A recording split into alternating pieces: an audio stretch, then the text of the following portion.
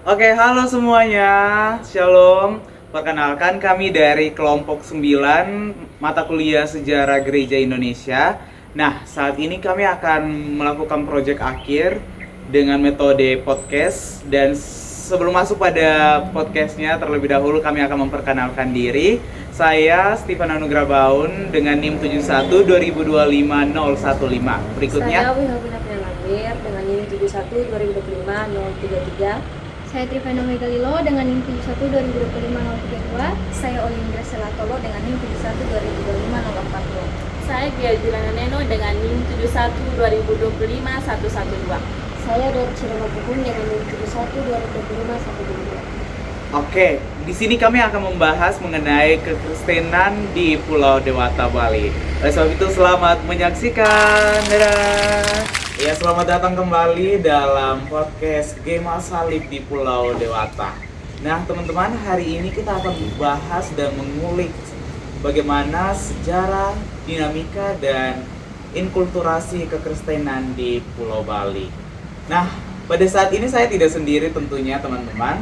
Saya di sini bersama-sama dengan narasumber-narasumber hebat yang saat ini bersama-sama dengan saya, dan mereka ini berasal dari Universitas Kristen Satya Wacana nih, teman-teman. Ada Wilhelmina di sini. Halo Wilhelmina. Ada juga Gea. Halo Gea. Ada Olin di sini juga. Ada Trivena dan juga ada Dorce.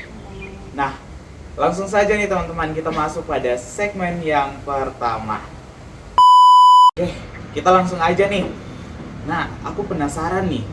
Bali ini kan terkenal sangat teguh dengan tradisi Hindunya nih, sejak dulu kala tentunya. Nah, kalau menurut Wilhelmina bisa ceritakan nggak bagaimana sih sebenarnya awal mula kekristenan mencoba masuk ke Bali? Katanya sejarahnya cukup tragis ya. Betul sekali, host. Jadi kontak awal Bali dengan pihak luar, khususnya di Belanda itu, dia mulai intensif itu pada abad ke-19 ya. Terus dia juga mengalami beberapa gelombang. Nah, gelombang pertamanya itu misi Kristen tercatat pada tahun sekitar 1860-an. Nah, ketika 3 misionaris dari UZV itu dia tiba di Buleleng pada tahun 1864. Nah, host, tapi upaya awal itu dia sangat terbatas karena mereka itu hanya berhasil mendirikan sekolah kecil dan hanya melakukan satu pembaptisan, yaitu kepada seorang pria bernama I Gusti Karangasem. Nah, itu pada tahun 1873. Nah, tragisnya lagi, mualaf pertama ini dia kemudian dievakuasi, misionaris yang tersisa dibunuh, dan misi pertama ini gagal total, host. Wah, sangat tragis sekali nih dalam tantangan awalnya ya. Lalu ada nih penasaran juga nih, setelah kegagalan itu, apakah misi kekristenan langsung berhenti begitu saja? Sebenarnya tidak juga, host, karena pada tahun 1870-an itu seorang ahli bahasa agnostik bernama Herman Neubronner van der Tuk itu sempat mengusulkan agar misi Katolik itu dicoba di Bali. Nah, uniknya dia menyerahkan Katolik karena dia menganggap bahwa upacara, patung, dan prosesi Katolik yang meriah itu akan lebih menarik bagi masyarakat di Bali pada saat itu. Nah, terutama kasta rendah yang ingin menghindar sistem feodal. Nah, namun host, karena kekurangan misionaris, izin resmi itu baru dikeluarkan pada tahun 1891 dan itu pun masih terkendala. Nah, barulah setelah penaklukan penuh Belanda atas Bali itu pada tahun 1908. Nah, pemerintah kolonial itu juga justru melarang total bahkan aktivitas misionaris asing demi menghindar gejolak sosial. Oke, aku jadi paham nih, Wilhelmina. Thank you Wilhelmina untuk penjelasannya. Oke, kita ke Gea deh. Aku penasaran nih. Pada saat itu larangan kolonial ini ketat sekali ya tentunya. Lalu bagaimana kekristenan itu akhirnya bisa mendapat celah lagi nih? Nah, celah itu terbuka tahun 1930 lewat sosok penginjil Tionghoa bernama Sang Kam Fuk yang disewa oleh Chama. Awalnya, Sang itu diutus untuk melayani komunitas Tionghoa di Bali. Tetapi ternyata ajarannya itu justru menarik perhatian orang-orang Bali dari kasta rendah di wilayah Meli. Nah, mereka ini tertarik karena kekristenan menawarkan kebebasan dari beban, kewajiban sosial, dan keagamaan Hindu yang sangat mahal. Nah, selain itu juga ada faktor nubuat dari pemimpin mistis Jawa bernama Raden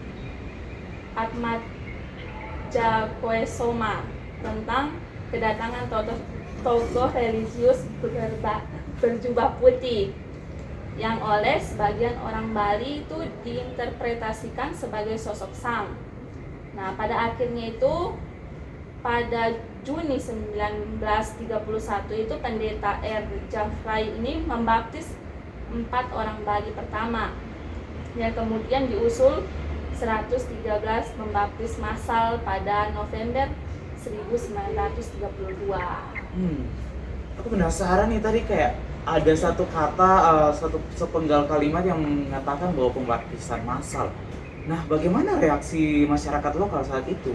Nah, reaksi itu sangat keras, host. Orang-orang Kristen itu baru ini langsung diusir dari desa mereka, dikucilkan dan dinyatakan meninggal secara sosial. Nah, mereka ini tidak hanya kehilangan keluarga, tetapi sawah mereka juga tidak dialiri air irigasi lagi, sehingga tanaman padi mereka itu hancur. Ditambah lagi dari desa-desu kalau Sang itu mengajarkan untuk memberi persembahan makanan kepada anjing daripada kuil. Ketegangan ini juga membuat pemerintah kolonial gerah sampai akhirnya pada Agustus 1933 ini izin kerja misionaris asing seperti Sang dan Dr. Jafras ini dicabut demi stabilitas keamanan. Oh, aku paham. Oke, thank you Gia. Selanjutnya teman-teman, kita beralih ke narasumber kita yang keren, tak kalah keren juga ya. Ada Trivena di sini. Nah, Trivena, aku penasaran nih. Dari tadi sudah dipaparkan oleh Gia juga ceritanya luar biasa berat ya perjuangan umat Kristen mula-mula di Bali gitu. Kalau misionaris asing diusir, bagaimana nasib umat yang tersisa itu? Oke, Kak Stan. Jadi dari berbagai dinamika yang sangat berat yang dihadapi pada saat itu, di mana para misionaris asing diusir. Nah, di sini tuh membawa peran pendeta pribumi mulai masuk, Kos. Nah, sebenarnya sejak tahun 1929 itu ada seorang polisi Jawa yang baru bertobat. Nah, dia itu bernama Salamotias. Nah, Salamotias ini sudah mulai menyebarkan Injil di Singaraja pada saat itu. Lalu pada setelah krisis tahun 1932, Sinode Gereja Jawa Timur kemudian mengirim 2 orang bernama Tarkib Efraim dan juga Mas Darmoadi ke Singaraja pada Januari 1933. Nah, mereka ini melakukan pendekatan kreatif seperti menerjemahkan materi katekismus dan juga mereka menggunakan pertunjukan wayang kulit tradisional untuk menyebarkan pesan Kristen. Lalu pada Oktober 1934, seorang pemuda Bali bernama Imade Glendung kemudian menjadi pendeta Bali pertama saat itu, dan Imade Glendung ini berhasil membaptis 125 orang. Wah, keren sekali kreatifnya itu menggunakan wayang untuk sebagai media ya. Ya, tapi bagaimana nih masalah pengusiran dan hilangnya lahan pertanian para jemaat tadi diselesaikan gitu? Oke, jadi pemerintah kolonial dan para pemimpin misi ini akhirnya mereka menemukan solusi cerdas, khususnya tuh pada akhir tahun 1930-an, di mana mereka ini mendirikan desa Kristen yang terpisah di wilayah barat laut Bali yang saat itu masih berupa hutan belantara. Nah, pada 30 November 1939, mereka membangun Blimbing Sari sebagai desa Kristen Protestan, dan setahun kemudian pada tahun 1940 dibangun pula desa Palasari sebagai desa Katolik. Nah, desa-desa isolasi atau ghetto ini sukses untuk menjadi tempat berlindung sekaligus ruang hidup baru bagi mereka-mereka para mualaf Kristen untuk bertani dengan tenang. Oh, jadi seperti itu ya. Terima kasih Trivena. Aku udah mulai paham nih, udah mulai cerah nih pencerahannya. Asik. Oke teman-teman, selanjutnya kita akan masuk pada narasumber yang berikut nih. Tapi sebelum itu kita break bentar ya. Oke. enough to cut me off. I can never remember we were nothing. I don't even need your love, but you treat me like a snake, and I feel so up. Iya, kembali lagi bersama kami di sini. Tentunya pembahasan kami belum selesai di sini. Kami akan lanjut pada pembahasan yang mau dibilang kita akan mengulik lebih lanjut lagi nih dari kekristenan di Pulau Bali nih. Oke, selanjutnya teman-teman, di sini ada bersama saya juga ada Olin. Halo Olin. Oke. Nah, tadi dari pembahasan itu saya mendengar suatu kata nih, Belimbing Sari dan Palasari nih, itu lahir dari sejarah konflik agraria, toh. Nah, sekarang kita bicara soal budaya nih. Bali kan identik dengan seni. Bagaimana gereja di Bali ini memandang budaya lokal? Apakah sejak dulu langsung adaptasi atau bagaimana tuh menurut Olin? Nah, menariknya awalnya tidak begitu, host. Sebelum tahun 1972, generasi tua GKPB ini justru menolak keras semua hal yang berbau budaya Bali. Nah, seperti musik, tarian, ukiran, dan arsitektur lokal itu dianggap berhala atau bersekutu dengan roh leluhur dan setan. Akibatnya, gereja-gereja pada zaman dulu dibangun dengan gaya barat yang kaku. Nah, terus bagaimana, kapan titik baliknya itu? Nah, titik balik radikal terjadi itu pada tahun 1972. Itu dibawa kepemimpinan Iwayan Mastra sebagai Ketua Sinode GKPB. Nah, beliau adalah lulusan teologi Amerika Serikat yang mengkritik keras pendekatan misi barat yang mengabaikan budaya lokal. Nah, di bawah pimpinan Mastra terjadilah gerakan inkulturasi besar-besaran. Arsitektur ketika gereja Belimbing Sari hancur akibat gempa bumi tahun 1976, Mastra mendesain ulang gereja tersebut murni menggunakan gaya arsitektur Bali. Bentuknya berupa kompleks dengan taman, pintu masuk berupa gapura atau candi burung, dan bangunan utama semi terbuka bergaya pendopo. Nah, atapnya yang mirip gunung melambangkan sumber kehidupan, sedangkan atap dasar yang terpotong melambangkan bahwa Tuhan turun menemui manusia seni dan musik. Nah, gamelan dan tarian sakral Bali mulai diizinkan masuk ke dalam ibadah gereja. Bahasa ada kerjasama ekumenis antara GKPB dan Katolik pada tahun 1973. Nah, untuk menerjemahkan Alkitab ke dalam bahasa Bali sehari-hari, mereka bahkan menggunakan istilah lokal seperti Ida Sang Hyang Widiwasa untuk menyebut Tuhan. Wow, keren banget sih. Berarti di sisi lain Katolik juga melakukan hal yang sama ya? Nah, betul. Tokoh Katolik seperti Pastor J. Kersten SVD dan Pastor Simon Kuis sejak awal memang sangat memperhatikan budaya Bali. Bahkan ahli sejarawan terkenal Roelof Goris yang masuk Katolik pada tahun 1939 juga mendukung penggunaan himne berbahasa Bali dalam liturgi. Wah, keren sekali sih. Kataku keren banget sumpah. Oke teman-teman, nah selanjutnya nih akan mengulik lebih dalam lagi bagaimana sih tantangan yang dihadapi masyarakat pada saat itu. Nah, saat ini udah ada bersama-sama dengan kita juga ada Dorce di sini. Halo Dorce. Halo, Kak. Oke, thank you untuk kehadirannya nih. Nah, saya penasaran nih. Meskipun terdengar indah nih dari sejarah perkembangan kekristenan di Bali, walaupun ada dinamika yang terjadi ya pastinya. Proses adaptasi ini tidak lepas dari konflik ya tentunya. Nah, bagaimana sih tantangan yang muncul pada saat itu? Betul sekali, host. Tantangan tidak hanya datang dari luar, tetapi juga dari dalam. Salah satu contohnya konflik internal yang unik adalah masalah kasta. Meskipun kekristenan ini mengajarkan kesetaraan, sia-sialah mentalitas kasta masih terbawa.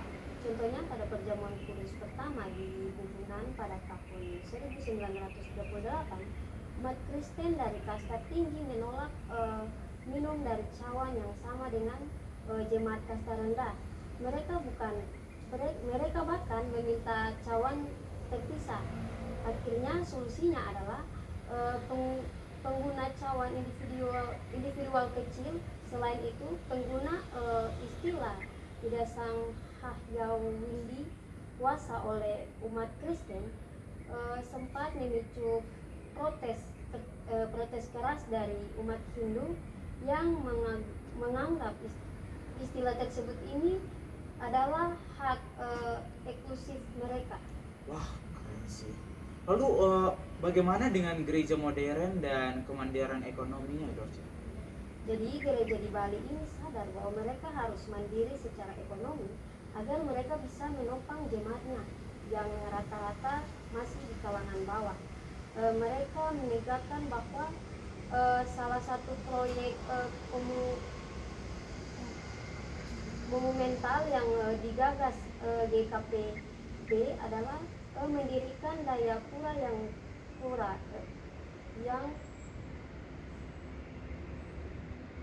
Jayapura di Kutas,